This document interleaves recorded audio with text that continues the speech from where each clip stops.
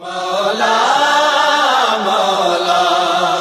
وہاں بہت عجیب ہے کہ کیسے ان حالات میں بھی آپ نے اپنے معارف لوگوں تک پہنچا دیے۔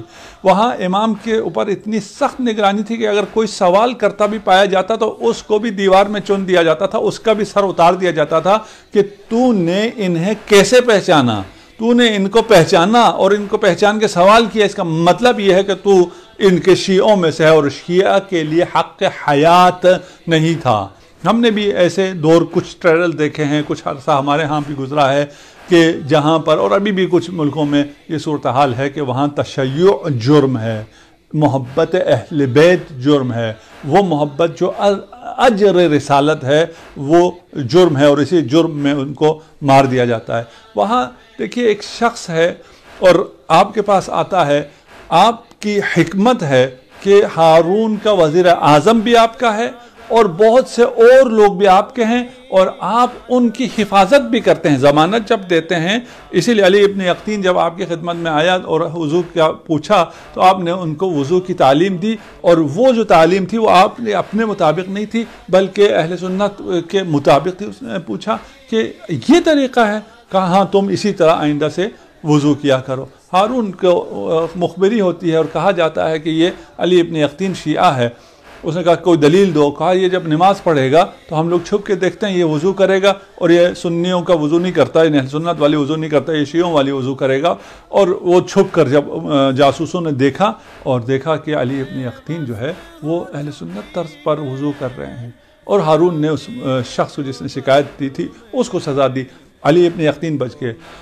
رئی کا والی بھی آپ کے شیعوں میں سے تھا۔ وہاں ایک مومن آپ کی خدمت میں آتا ہے اور کہتا ہے کہ رئی کا حاکم جو ہے وہ شیعوں میں سے ہے، اور وہاں پر جو ٹیکس ظالمانہ بنی عباس کی حکومت لیتی ہے اور چھین کے لیتی ہے، غصب کرتی ہے ہمارا اموال کو، آپ اگر کچھ لکھ دیں گے۔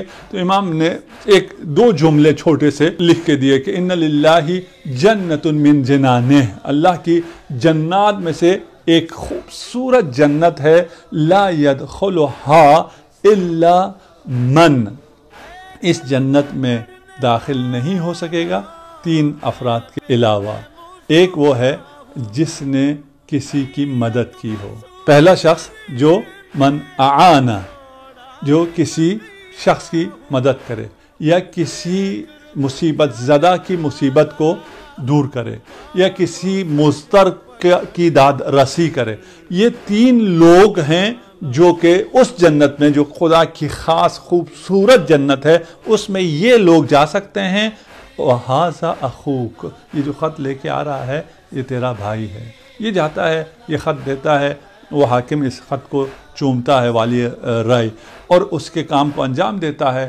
اگلے سال جب یہ شخص حج پر امام سے ملتا ہے اور امام کو بتاتا ہے کہ اس نے میرا کام انجام دیا، اور اس نے پوچھا ہے کہ کیا میں نے آپ کا دل خوش کیا؟ امام نے فرمایا ہاں، تو نے میرا دل بھی خوش کیا، تو نے رسول خدا کا دل بھی خوش کیا، اور تو نے خدا کو بھی خوش کیا ہے اس عمل کے ذریعے۔ یہاں ہمیں ان حالات میں یہ درس بھی ملتا ہے، اور باقی میں نے کل کی مجلس میں بھی عرض کیا تھا کہ امام کے نزدیک جو چیز سب سے زیادہ اہم ہے وہ یہ ہے کہ آپ اپنے مومن بھائی کا خیال رکھیں، آپ اپنے مومن بھائی جو گرفتار ہیں، مصائب میں ہیں، مشکلات میں ہیں، ان کا خیال رکھیں۔ اور ان حالات میں جہاں آپ خود ابھی محتاج ہو گئے ہیں، اس دنیا کا ہر شخص محتاج ہو گیا ہے، اس دنیا کا ہر شخص ضرورت مند ہو گیا ہے، اس دنیا میں ہر شخص کو باب الحوائج کی ضرورت ہے، اس لیے کہ وہ حاجت مند ہو گیا ہے، اور باب الحوائج امام موسیٰ کاظم علیہ السلام ہے۔ آپ ساری زندگی زندان میں گزاری، لیکن آپ لوگوں کے حوائج کو پورا کرتے ہیں۔ اگر آپ محفوظ رہنا چاہتے ہیں اور امام سے اپنی حاجت کو لینا چاہتے ہیں تو لوگوں کی حاجتوں کو پورا کریں۔ من قضى حاجتن، ان لوگوں میں سے بنے جو کہ کسی کی حاجت روائی کرے۔